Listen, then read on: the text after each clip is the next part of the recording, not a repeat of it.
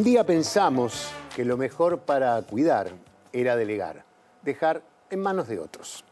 Fue entonces que dejamos de tejer redes de cuidados básicos, esenciales. Dejamos de preguntar, ¿cómo te va? Y pasamos a afirmar, ¿se te ve bien? O ¿se te ve cansado? Dejamos de preguntar, de preguntarnos, ¿por qué?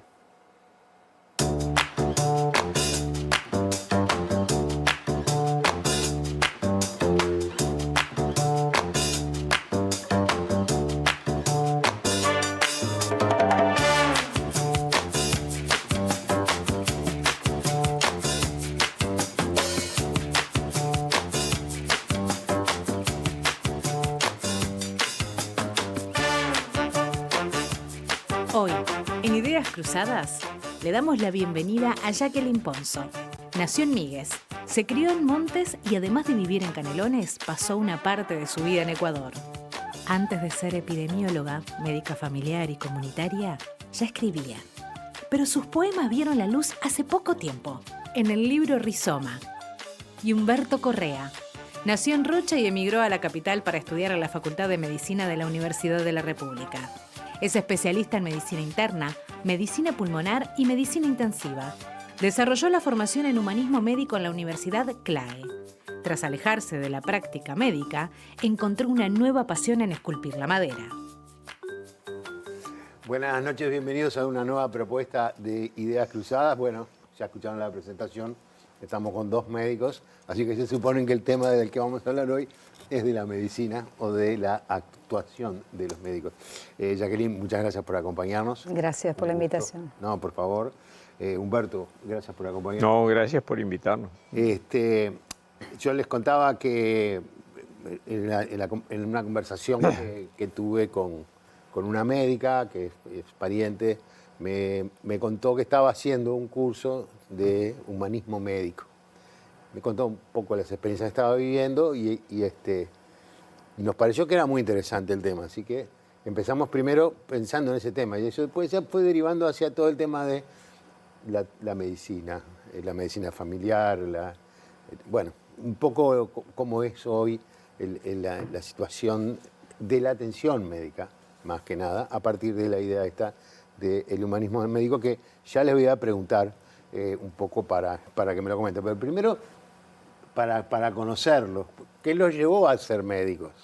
¿De dónde surgió esa, o la vocación, o el empuje de no sé, un entorno familiar? ¿Cómo empezamos, Humberto, a llegar a la medicina? Bueno, yo hice bachillerato en Rocha, hice bachillerato de medicina. Directamente tenía 15 años cuando empecé el bachillerato. Y la causa de que yo hiciera medicina fue tener un médico de mi casa que yo admiraba profundamente. En realidad no me di cuenta de que lo admiraba y que fue mi modelo real hasta muchos años después, cuando analizándome a mí mismo o a través de introspecciones, etcétera, me di cuenta clarísimo que había sido por eso fue. Entonces ese hombre, ocurrió una cosa muy importante que fue decisoria. En mi casa había gente enferma, por supuesto, a veces mi padre tenía cólico nefrítico, etc. Yo tendría 9 años, 10 años, mis hermanos algo menos, yo soy el mayor de la familia, de los hijos, y estábamos muy angustiados, porque los hijos siempre piensan, cuando los padres se quejan mucho, están en la cama, que se pueden morir. Y en la infancia es uno de los temores que tienen los chicos. Y nosotros, especialmente yo me acuerdo, me angustiaba mucho hasta que llegaba el médico. Y me sentaba en la puerta de afuera a esperarlo. Mirá. Entonces, porque él llegaba y entraba a la casa, chao. No había más angustia, no había nada, antes que llegara a la cama del enfermo. Es decir, era la confianza que iba a solucionar ese problema en el fondo. Yo no lo analizaba, pero recuerdo que era como un manto de paz. Entraba, pisaba el zaguán, porque yo vivía en una casa con zaguán, antigua, en Rocha, etc. Y era fantástico, porque venía una calma que me dejaba muy contento. Y no eran cosas tan graves, en general se solucionaron en esos momentos, pero para mí eran importantes, muy importantes. Y entonces, cuando terminé el liceo, mis padres me preguntaron, bueno, ¿qué orientación vas a tener? Ah, voy a ir a medicina. Pero no lo dije, sinceramente, creo que ha ayudado a mucha gente en mi vida, pero no lo hice porque quería ayudar a la gente o porque me interesaba mucho el cuerpo humano. Lo hice porque yo quería ser como ese hombre que traía la tranquilidad cuando había problemas. Es decir, lo tengo muy claro después Qué de buena muchos historia. años y ese fue el motivo, el impulso. Está muy bien, es muy buena historia, además. Jacqueline, vamos a aclarar que tú sos desde hace unos meses la directora del Hospital San Bois, que no lo habíamos dicho en la presentación. Sí, y bueno, y tengo un desempeño como docente en la Facultad de Medicina de Udellár, que es una dedicación fundamental en mi vida. También, sí. ¿Y tu historia? Es algo que me he preguntado retroactivamente, ¿no? Porque fue algo con lo que nunca jugué de chica, digamos, esto de ser médica, pero que tampoco me planteó ninguna duda en el momento de optar por la carrera. Y retrospectivamente lo que me he respondido es que me cautivaba mucho las posibilidades que tiene la medicina en términos de estudio, de conocimiento, combinado con la acción social, ¿no? Con esa doble dimensión, ¿no? el desarrollo intelectual, profesional, pero vinculado a esa dinámica social. Y también hay que decirlo porque tuve la oportunidad y el privilegio de poder hacerlo, ¿no? Que en mi época, cuando egresábamos del liceo y sobre todo en el interior, éramos muy poquitos los que podíamos seguir una carrera universitaria y pude hacerlo, entonces también hay que señalar eso, ¿no? Me quedé pensando porque tú tenés mucho trabajo a nivel de lo que es la medicina familiar, ¿no? Así es. Y tú creaste el curso incluso de humanismo médico, de medicina humana, no sé cómo. Sí, humanismo médico. Sí. ¿Cuánto tuvo que ver en esa inclinación hacia pensar la medicina desde un punto de vista más humano, el hecho de ser del interior y tener esos ejemplos, ¿no? Como el que tú, por ejemplo, decías, y seguramente tú tenías también en Canelones, tú naciste en Canelones, ¿no? Sí, en Míguez. En Míguez.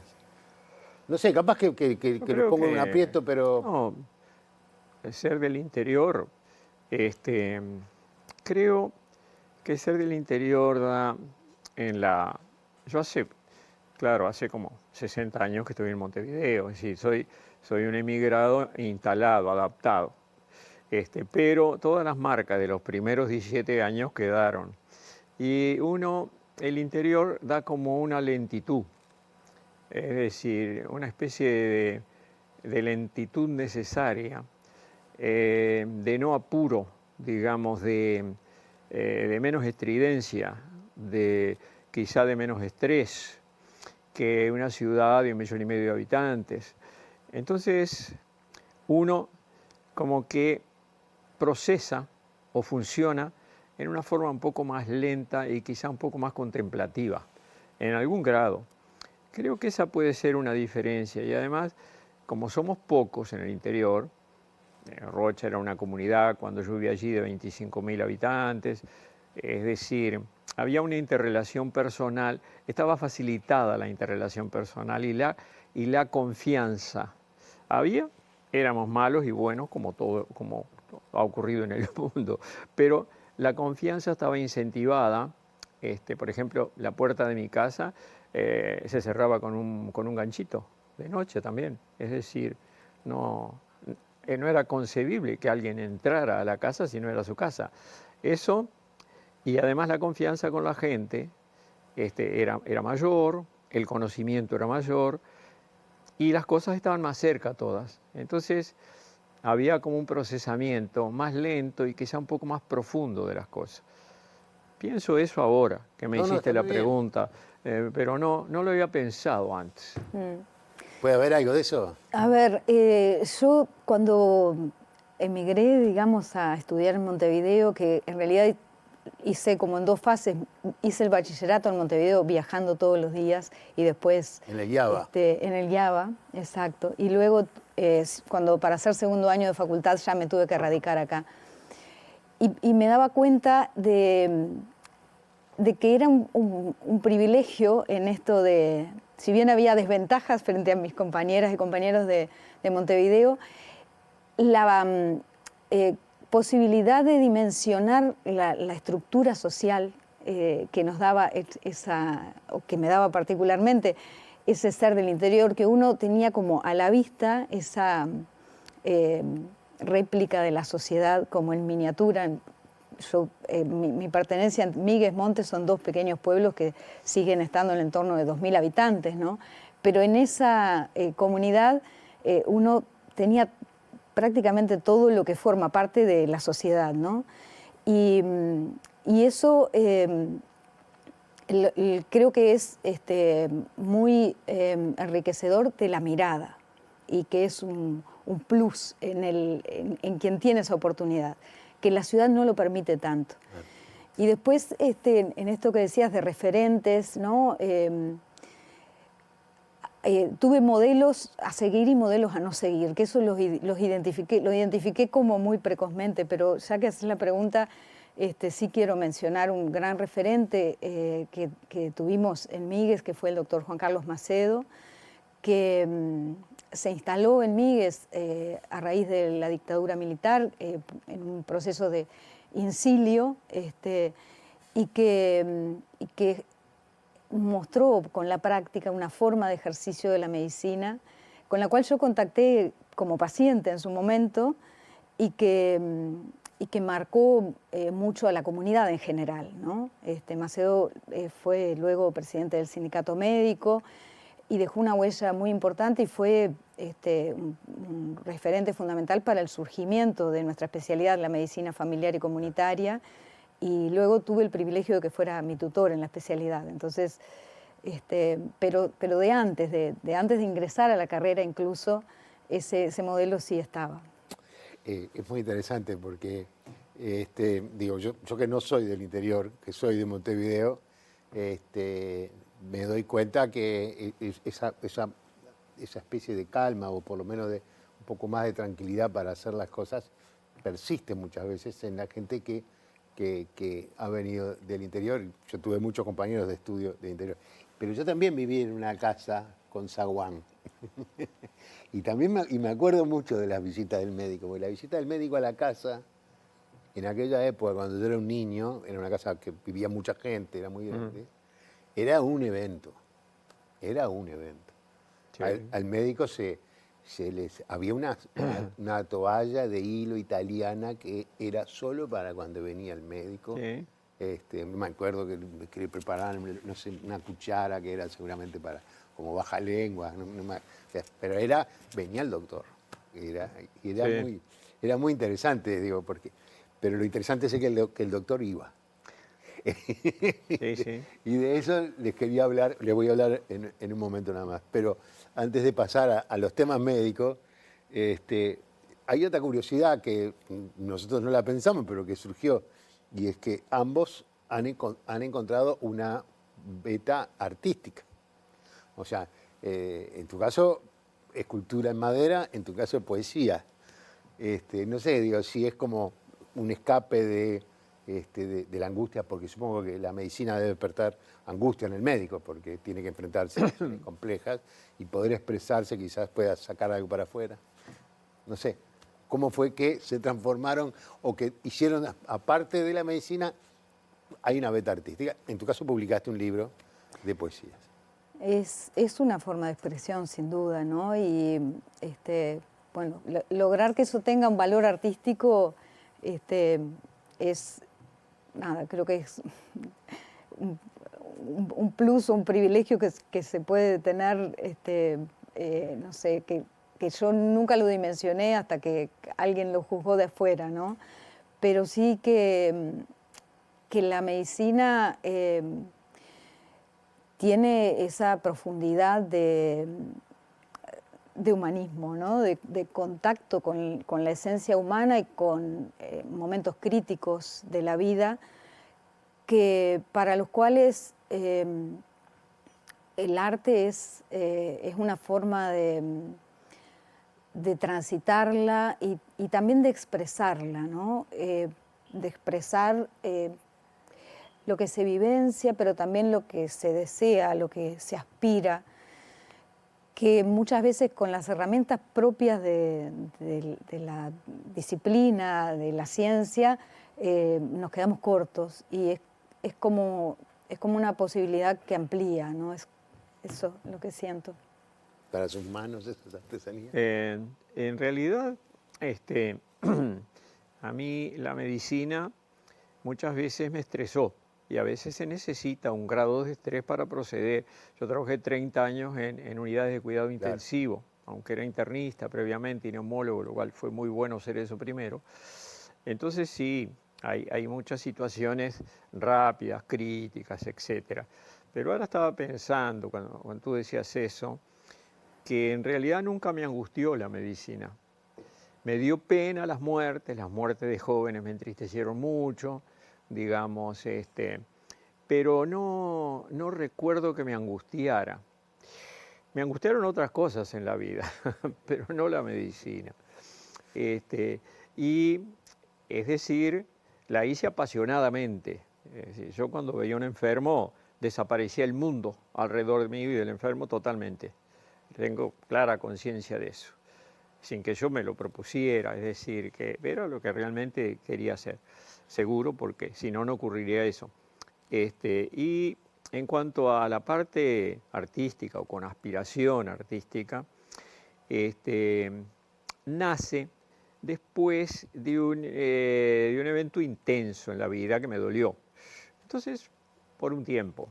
Entonces, yo siempre le hacía los juguetes a mis hijos y a mis nietos, porque mi abuelo había sido carpintero y yo, bueno, había estado mucho en contacto con él y manejaba la madera, hacía carritos, digamos, aviones, torrecitas, casitas, etc. A todos, le decía, a todos mis hijos y a todos mis nietos, ya sacando la cuenta. Ellos ahora, claro, compran cosas hechas, fantásticas.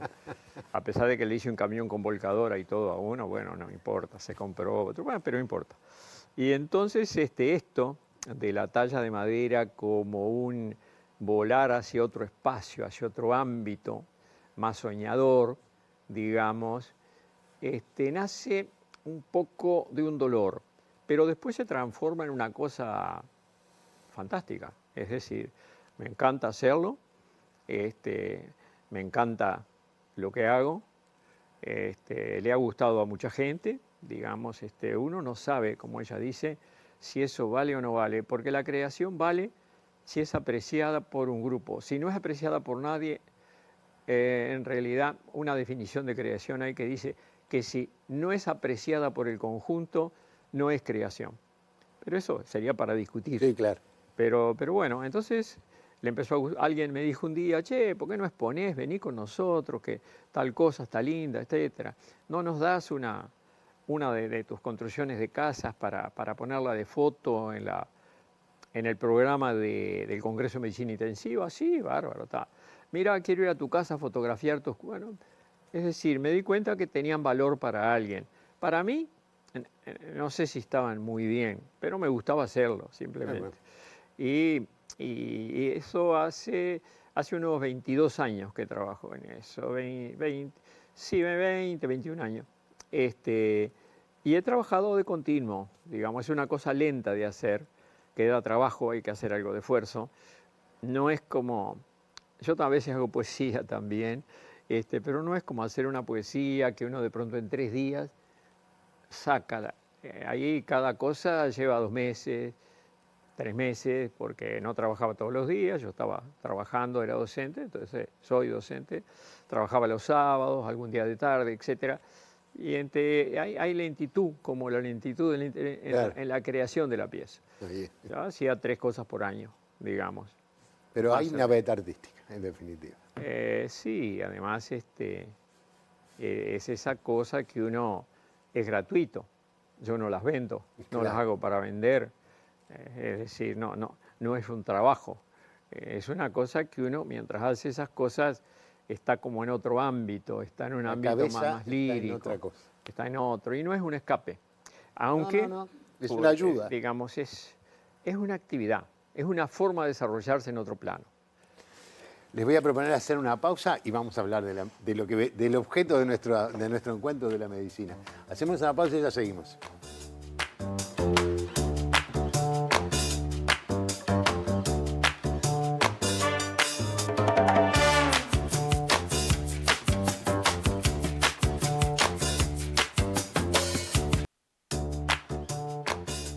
Presenta Mercado Agrícola de Montevideo, en el corazón de un barrio donde late la ciudad. Mercado de Historias. Mercado de Historia.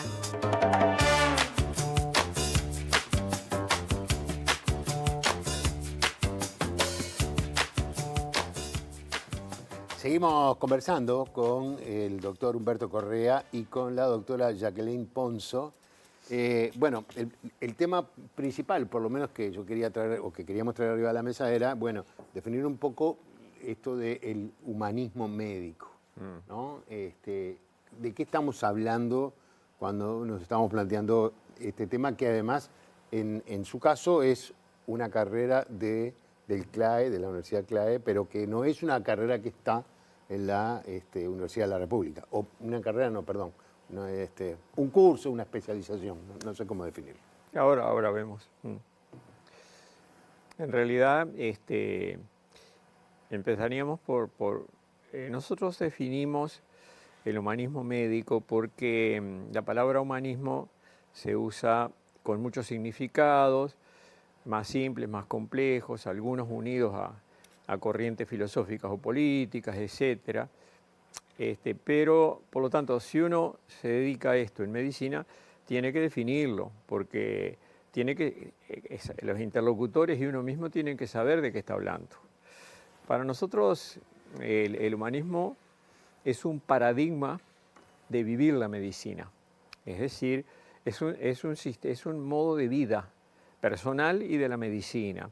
Es decir, es una filosofía, está centrada en el ser humano, sus potencias, su desarrollo, la fraternidad, digamos, el bienestar de todos. Es decir, está centrado en el ser humano y los seres humanos como centro absoluto. Es el centro que tiene, está. Pero además de ser eso, como una filosofía, digamos, podemos llamarle, es un sentimiento. Es un sentimiento en el cual hay una adhesión al desarrollo de una vida plena y además una adhesión a ayudar profundamente al que lo necesita, y en nuestro caso especialmente a los enfermos. Es decir, pero no solo a los enfermos, sino a los otros protagonistas de la medicina, que son los estudiantes y los médicos. Al principio yo estaba dedicado solo a humanizar la atención al enfermo, pero después fui aprendiendo que no había solo un sufrimiento y mala atención a los enfermos, sino un sufrimiento de los médicos en su trabajo, que no era solo debido a que se encontraban con la muerte, sino por sus condiciones de trabajo, y un sufrimiento oculto importantísimo en los estudiantes de medicina, debido a la rigidez de los currículos, a la jerarquización y a la falta de contacto, de ambiente amistoso en sus lugares de estudio. Entonces, el humanismo médico, en realidad, sus objetivos son el bienestar de los enfermos, de los estudiantes y de los médicos, pero especialmente de los enfermos. Lo pondríamos como más importante porque son los que sufren, son los que, digamos, se encuentran en un momento de la vida en que ven posibilidad de interrumpir todo el programa de vida que tenían, piensan que están cerca de la muerte, están angustiados, necesitan explicaciones, necesitan compañía, necesitan ojos que los miren como a una persona y no como un objeto, para que se sientan mejor en esa circunstancia. Entonces el humanismo está dedicado, podemos decir que a 4 puntos, 4 objetivos fundamentales. El primero es el conocimiento, porque no se puede ayudar, conocer, desarrollar una cosa si no se le conoce. Entonces está desarrollado el conocimiento del ser humano en todas sus facetas, física, psicológica, social, ambiental, familiar, conocimiento del ser humano y conocimiento del humanismo aplicado a los seres humanos. Es decir, ¿qué es el humanismo? Lo que tú acabas de preguntar, el humanismo tiene que responderlo y tiene que enseñarlo. Ese sería como el objetivo 1. El 2 es desarrollar una tendencia transformada en natural en el trato con la persona que sufre. Es decir, una tendencia a considerarlo como persona completa, a escucharlo para que él nos diga, porque es el que sufre, yo no soy el que sufre.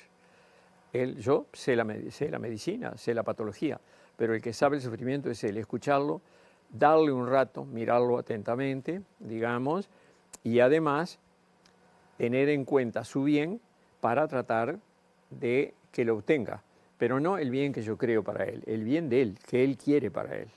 Es decir, yo tengo que hacer el bien a los enfermos, pero no el que yo imagino, sino también el que él quiere. Es decir, eso es otra cosa. Después, en tercer lugar, tiene que estimular la fraternidad entre todos los componentes que hablamos, especialmente entre los jóvenes estudiantes. Y en cuarto lugar, tiene que buscar todo el bienestar posible para los 3 grupos de que hablamos. Es decir, sería conocimiento, empatía, respeto y asistencia, ¿verdad? Fraternidad y bienestar. La explicación que nos dio es como que nos muestra como que un gran desafío, ¿no? Hay una rama de la medicina que es la que tú aplicás, que es la medicina familiar, que seguramente tiene muchos contenidos de lo que estaba planteando él, porque me imagino que para asistir a una familia se necesitan muchas de las cosas que él manifestaba. Que el nombre completo de nuestra especialidad es medicina familiar y comunitaria. ¿Sí? Que a veces no necesariamente, y muchas veces tampoco tenemos la posibilidad de atender a toda la familia, ¿sí? Pero lo que sí está siempre es la perspectiva, que es la persona entendida en su ser colectivo como parte de un contexto inmediato que es el familiar y un contexto comunitario, social, ¿no? Y ya eso, la incorporación de estas dimensiones es parte de el ver a la persona humanamente, ¿no? No es esa fragmentación o esa simplificación en las que nos fue introduciendo la medicina a lo largo del siglo XX de el énfasis en lo biológico, el énfasis en partes del cuerpo, ya no solo en el cuerpo, sino en partes del cuerpo, ¿no? Que sí es muy necesario estudiar y conocer en profundidad, pero el problema es que si perdemos de vista que estamos frente a un ser único e integral, perdemos la esencia, ¿no? Entonces, Humberto, me parece bien interesante que él traiga la palabra enfermo, ¿no? Ahora usamos la palabra usuarios, usuarias, ¿no? Y la palabra paciente se ha desplazado, ¿no? Pasaron a ser clientes. No hay yo creo que no hay un término ideal, ¿no? Pero me gusta esto de no tenerle miedo a la palabra enfermo, porque cuando la persona padece es esa la situación en la que se siente, ¿no? Pero también, y bueno, un poco la perspectiva desde nuestra especialidad, que trabajamos con la población en su contexto de vida cotidiana, se produce una relación que no siempre es en la situación de enfermedad, ¿no? Es la persona que asiste para un cuidado de salud, que asiste para el seguimiento de salud de una niña, de un niño, de un embarazo, ¿no? Y también de las personas que están con una enfermedad instalada, que cada vez más no es una enfermedad, son múltiples patologías que confluyen en una persona. Y muchas veces en esa situación en la cual lo que hay es un padecimiento y no tenemos un diagnóstico, que a veces eso ocurre porque estamos en etapas incipientes de una enfermedad que todavía no está configurada y no podemos establecer el diagnóstico, o a veces porque es un padecimiento que no se va a configurar como tal, pero que está interfiriendo con el desempeño de la persona en sus distintas dimensiones. Entonces, sin duda que el abordaje integral que se da desde la medicina familiar y comunitaria y que tratamos de volcar en lo que es la formación de los profesionales de grado a lo largo de la carrera, tiene mucho que ver con esto que está señalando Humberto y que es parte de uno de los desafíos que tenemos en la formación de profesionales y en la práctica médica, aunque no necesariamente las condiciones están dadas para que eso ocurra así. Tú decías una cosa que yo la tenía acá anotada, y es si de alguna manera ese médico que tú esperabas en la puerta de tu casa y que yo recibía en la mía, ese médico de familia, nos ha ido perdiendo atrás de la especialización, tú de repente decías, y que de repente el médico general de la mutualista ha pasado a ser casi que un derivador o un remedicador, por decirlo de alguna manera, y ha perdido ese valor. ¿Puede ser? No sé, sí. Se los pregunto a ustedes. Con el nombre medicina familiar, la especialidad se instauró a mitad de siglo en Estados Unidos justamente con el objetivo de jerarquizar esa medicina integral, porque el avance de la especialización había generado un desprestigio relativo de esa medicina. Entonces, bueno, si se necesitaba el rango de especialista para valorizar esa práctica, entonces se le dio el rango de especialista. Ese fue en el origen. Hoy día está más que justificado porque persiste aún esto mismo, y ya vamos para un cuarto del siglo siguiente, ¿no? Pero también porque se necesita una profundización en el conocimiento, más allá de la formación de grado que se logra al finalizar la carrera, por la complejidad de ese abordaje, ¿no? de la práctica que se requiere para tener competencia de discernir en las distintas circunstancias, lo que decía, las situaciones de incertidumbre, la pluripatología, el abordaje familiar, que es, Humberto decía, el padecimiento del enfermo va acompañado de una crisis familiar, claro. Crisis en el sentido del impacto que tiene en el sistema familiar ese evento, ¿no? O esa condición que se instala y que pasa a ser permanente en el funcionamiento de la familia, cómo afrontar situaciones complejas de los problemas de salud que tiene este tiempo, donde no alcanza con la dimensión biológica de la medicina y que todo el desarrollo tecnológico de medicamentos, de tecnología que nos ha aportado muchísimo, en toda una esfera de los problemas que tenemos hoy no alcanza, ¿no? Entonces se requiere una formación específica también para poder articular esos recursos, el trabajo en redes a nivel comunitario, la profundización en el abordaje familiar, por ahí. Tú me decías o comentabas sobre la importancia del enfermo, el médico, los estudiantes, y creo que leí, o que tú nos diste la información, que una encuesta en Estados Unidos decía que el 40% de los médicos está desilusionado de su carrera, e en muchos casos incluso de la vida que lleva. Sí. El asunto tiene una raíz, digamos, es una hipótesis, pero es una realidad.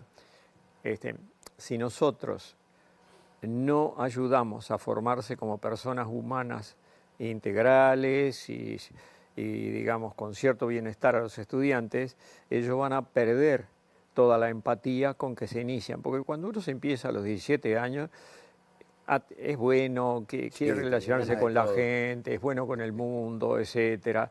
Tiene ilusiones. Yo lo veo en todos mis alumnos de primero, porque nosotros tenemos humanismo obligatorio de primero a cuarto. Entonces, los recibo de 17 años y todos están abiertos a cosas, a los enfermos, van al hospital desde la primera semana, además. Entonces, nosotros tenemos que tratar de no destruir en ellos esa ilusión adolescente o juvenil, sino mantenerla. Eso es fundamental. Porque, ¿qué pasa? Si el sujeto termina la carrera y nunca se han ocupado humanamente de él, se ha endurecido para aguantar.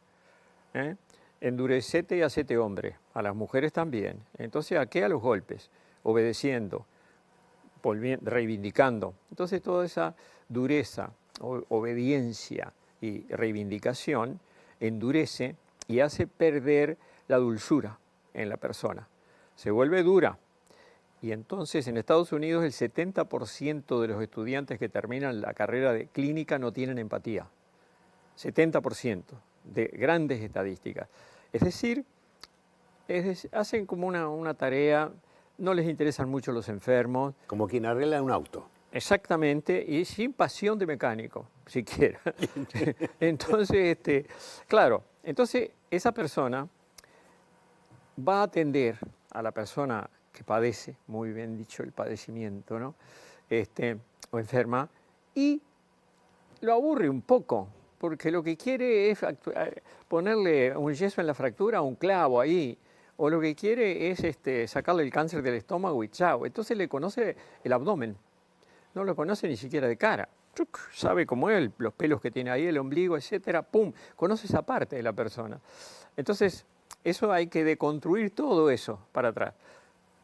Lo que tú preguntabas específicamente, dije eso para encuadrar el asunto. No, está bien, está bien. Pero lo que tú preguntabas específicamente, las estadísticas, hay un autor, Shanafeld, que trabaja en la Clínica Mayo, que han hecho muchísimos estudios de agotamiento médico. Son los que más han hecho.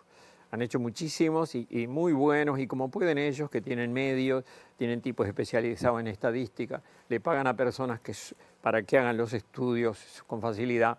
Han hecho en 300, 400 mil médicos, etcétera, comparando la satisfacción con la vida de los médicos de edad promedio con una población igual de edad promedio, ¿verdad? Encontraron que la población general en Estados Unidos no quiere su vida, no le gusta el 20%. 1 de cada 5 dice que está desconforme como ha vivido y cómo vive.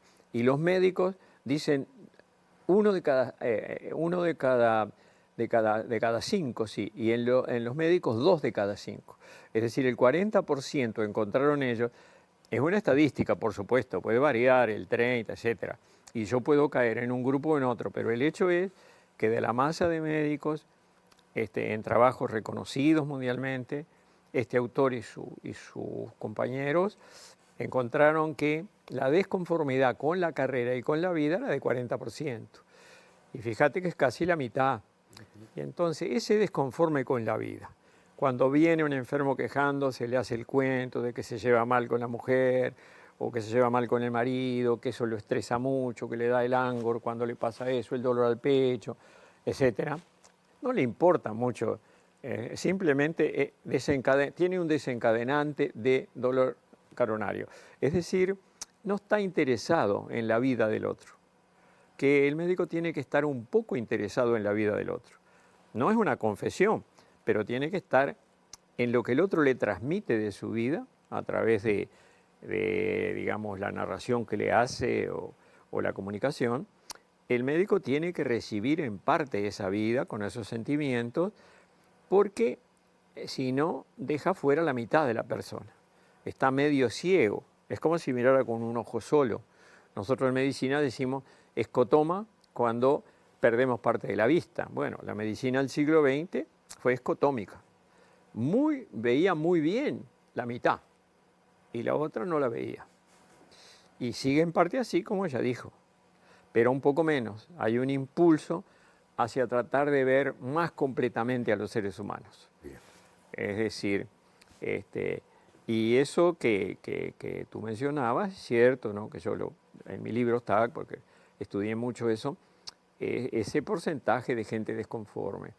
Y si nosotros no tratamos a los estudiantes en forma humana, es decir, no de hacerles el campo orégano, sino de un ambiente amistoso, recibirlos como seres humanos, escucharlos, corregirlos, en fin, pero en un ambiente de tú sos una persona y yo soy una persona. Si no hacemos eso, ya cuando llegan a recibirse, ya ese camino de desconformidad está en parte hecho. Yo voy a ir contigo porque me da toda una cantidad de cosas que planteó Humberto, tienen mucho que ver, me imagino yo, con el trabajo de la medicina comunitaria y de repente quizás una mayor valorización que debería tener a los ojos de la sociedad, porque yo creo que ahí también hay un juego, ¿no? A los ojos de la sociedad, Hugo, el cardiólogo, es una persona muy, muy importante, capaz que... Y de repente ahí hay como una desvalorización. Pero te voy a pedir para hacer una pausa y enseguida nos metemos. Bien. ¿Me parece bien? Ya volvemos.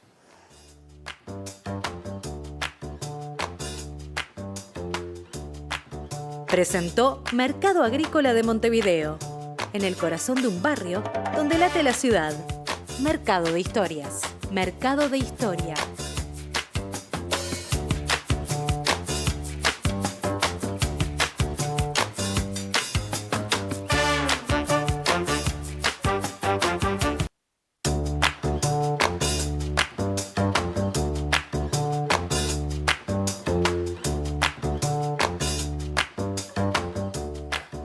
Seguimos conversando con Jacqueline Ponzo, la doctora Jacqueline Ponzo y el doctor Humberto Correa. Estábamos hablando de medicina.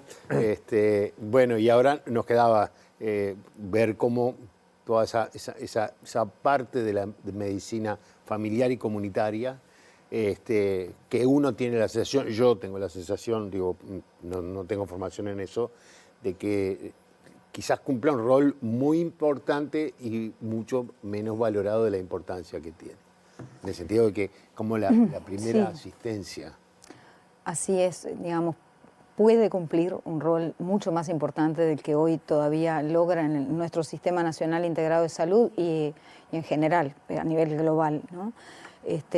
Tienen un aporte fundamental para hacer en la atención a la salud, en el cuidado de las personas con enfermedad, de las familias, en mejorar esas condiciones de trabajo, la satisfacción.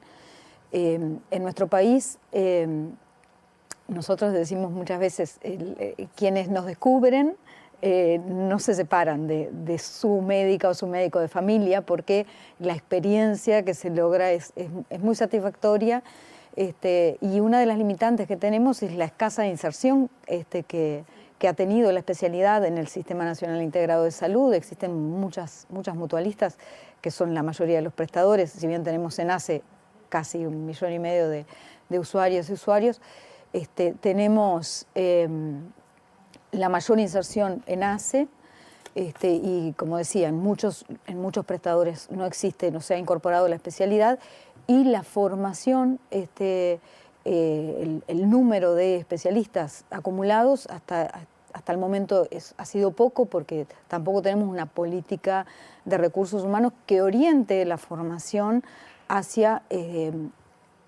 jerarquizar esta forma integral de la medicina, ¿no? Tenemos todavía un predominio de las especializaciones, esto que llevan a esa medicina escotómica que decía Humberto, y que genera distorsiones en el sistema que tienen que ver un poco por cómo está estructurada la disponibilidad de especialistas, también la organización del trabajo, ¿no? La organización del trabajo en tanto, lo que decía, la incorporación de la especialidad, el lugar que tiene en el sistema, pero también el trabajo fundamentalmente individual que llevamos adelante en la medicina, que es algo que hemos revisado de forma muy insuficiente a nivel de los colectivos de la salud y que es algo difícil de sostener a esta altura, ¿no? La necesidad de trabajar en equipo o trabajar incluso en otra palabra que usamos poco, que es un concepto distinto, que es en grupo, ¿no? Que eso es algo que aprendí allá en Míguez, ¿no? Que el espacio de trabajo que lideró Macedo era el Grupo Médico Míguez, ¿no? Y esa noción de comunidad en el trabajo también, que da una oportunidad de satisfacción, ¿no? Porque frente a todo el desafío y la responsabilidad, no estar solo, claro, ¿no?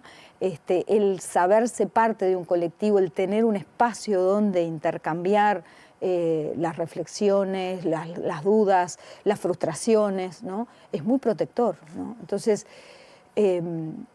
digamos, hay cosas estructurales que necesitamos pensar como sociedad. Nosotros tenemos un Sistema Nacional Integrado de Salud que tiene un nivel de consenso social y a nivel de los distintos actores del sistema muy importante, pero que todavía conserva espacios que requieren mejora, ¿no? Aquello tenía 3 pilares, la reforma, y el cambio del modelo de atención fue el que quedó como postergado, ¿no? Y se necesita avanzar en eso. Entonces, cómo se estructura, cómo se le da lugar a las especialidades integradoras, que la medicina familiar y comunitaria es una, pero existen otras, ¿no? Con la pediatría, en el primer nivel de atención, trabajamos en equipo siempre que es posible.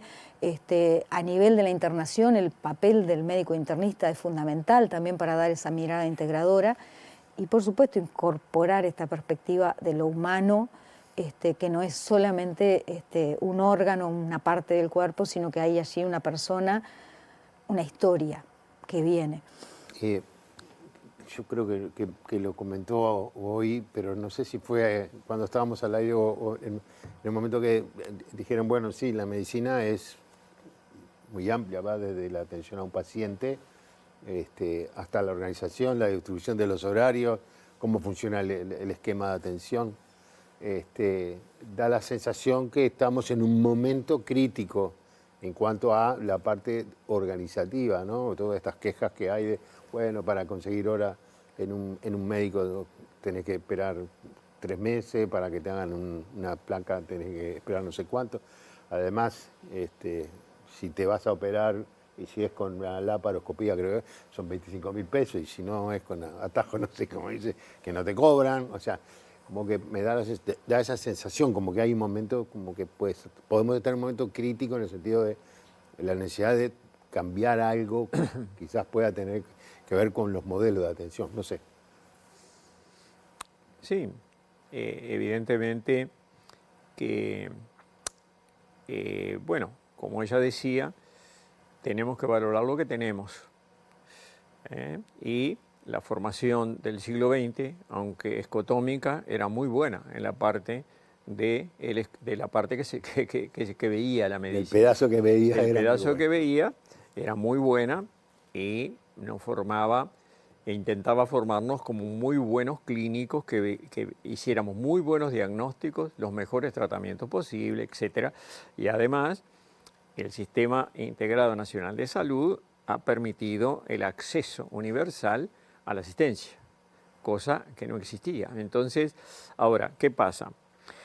No nos podemos quedar en esos pasos. Es difícil seguir porque nosotros, Uruguay, en realidad es un país pobre en cierto sentido, es rico en muchas cosas, personas, ideas, pero del punto de vista de la disponibilidad de dineros públicos para todas las funciones no es grande la cantidad.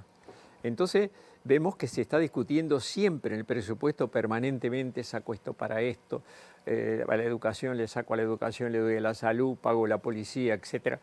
Entonces, es difícil porque nuestros medios son limitados, primero. Pero después hay también, quizá, se pueda aumentar la originalidad y la creatividad en los que dirigen todas las cosas. Es decir, y dar participación a los médicos comunes que están en la primera trinchera, que den sus ideas de cómo tendrían que ser las cosas. Porque una de las causas del agotamiento médico es que no participan en nada en la estructura del sistema en que trabajan. Es inventado por otros el sistema, llueve el sistema ¿sobre quién? Sobre los médicos que trabajan. Y los médicos dicen, no, usted trabaje. Tiene este cuadradito para estar, tiene esta hora para estar, punto. No, pero yo querría, no querría nada. Simplemente, entonces, hay que cambiar un poco, digamos, aunque hay buenos especialistas en organización, hay que cambiar, yo creo, la mirada y dar lugar a los médicos que están atendiendo. Darles participación en la organización, en la flexibilidad, que den ideas de cómo tendría que ser, aunque después los otros decidan, digamos, los decisores, jefes, administradores, dueños, gerentes, decanos, etcétera, etcétera, los que mandan. Entonces, no tienen que ser los únicos que hagan las estructuras. Ahí podría haber caminos para mejorar, porque evidentemente que ahora esperar yo, una consulta cardiológica que tengo que hacer, tuve que insistir especialmente y finalmente decir, mira, soy el doctor Correa, etcétera, lo cual no hay que hacerlo, pero ahí conseguí. Pero entonces, todo está, es decir, está diferido. Entonces, eso debe ser cambiado y puede ser cambiado con originalidad en las cosas y con muy buena selección de procedimientos y medicamentos que son realmente útiles. Porque hay una andanada de procedimientos de tratamiento y una andanada de inventos de aparatos que invaden a la gente, a la psiquis de la gente, de los médicos, de los directores, etc. Entonces se compra tal cosa, se compra tal otra. Y hay poca selección de aquello que es realmente imprescindible para Uruguay en este momento. Es decir, no hay una selectividad. Y además, en cuanto a los medicamentos, nosotros necesitamos medicamentos específicos para nuestras cosas. Hay medicamentos universales, pero nosotros tenemos determinadas patologías. Tenemos que conocer nuestra patología. ¿Cuántas neumonias hay? ¿Cuántos niños con sarampión hay? ¿Qué cantidad de todo? Tenemos que saber, porque somos distintos. Y adaptar el tipo de medicamento, esa sería la comisión más importante que habría que hacer. La selección de lo que se usa, se gastaría menos seguramente.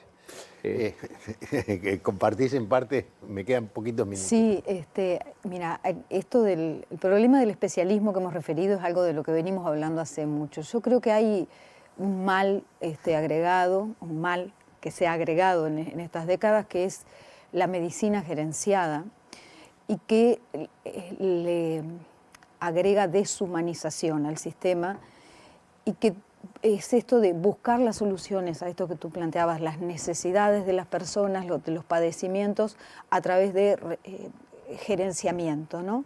Que muchas veces esas decisiones son tomadas por personas que no conocen esa dimensión del vínculo, ¿no?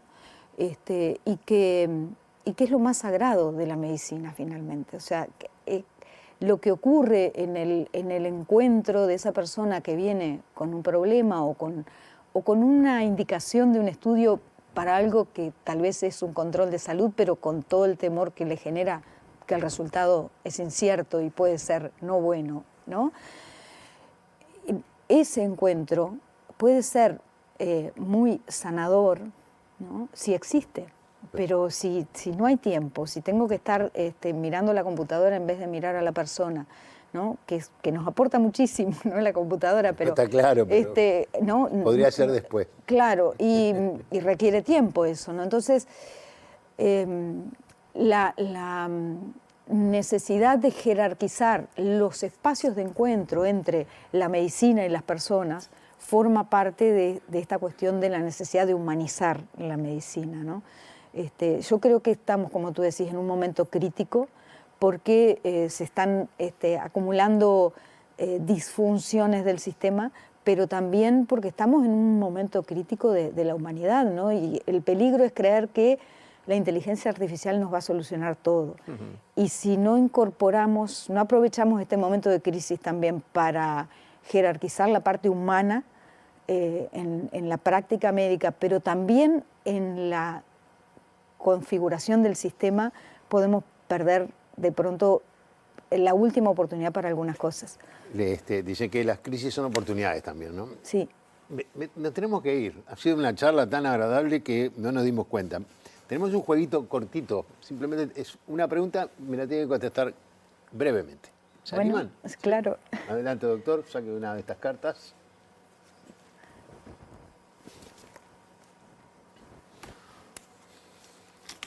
¿Qué dice? Sigmund Freud. ¿Pero qué dice la pregunta? Porque la gente Si no sabe. pudiera cenar con un personaje histórico, ¿a quién elegiría? Ah, Sigmund Freud. Sí. Bueno, contundente además, ¿no? Muy bien. ¿La tuya qué dice? Una vez al año debes leer el mismo libro. ¿Cuál sería? Pedro Páramo, de Juan Rulfo. Mirá, muy bien. Bueno, ha sido un gusto para mí. Espero que hayan pasado bien. Hemos aprendido muchas cosas, por lo menos nosotros. Nos han quedado algunas cuantas preocupaciones. Me quedé con ese gesto suyo también de hacia abajo. Eso también, que se atienda a los de abajo, es humanismo. Eso también es. No, y además tampoco hablamos de la formación de los alumnos. Hay mucho más. Hay mucho más para hablar. ¿Cómo formar? Es decir, sería otra. Pero bueno. Ya lo haremos. Creo que fue interesante, muy lindo hablar con ustedes, con la doctora, contigo. Les agradezco mucho que hayan venido, espero que hayan pasado bien. Sí, y a ustedes los invito para la próxima semana para seguir conversando. Recuerden que nosotros decimos que conversar es pensar juntos en voz alta. Hasta la próxima.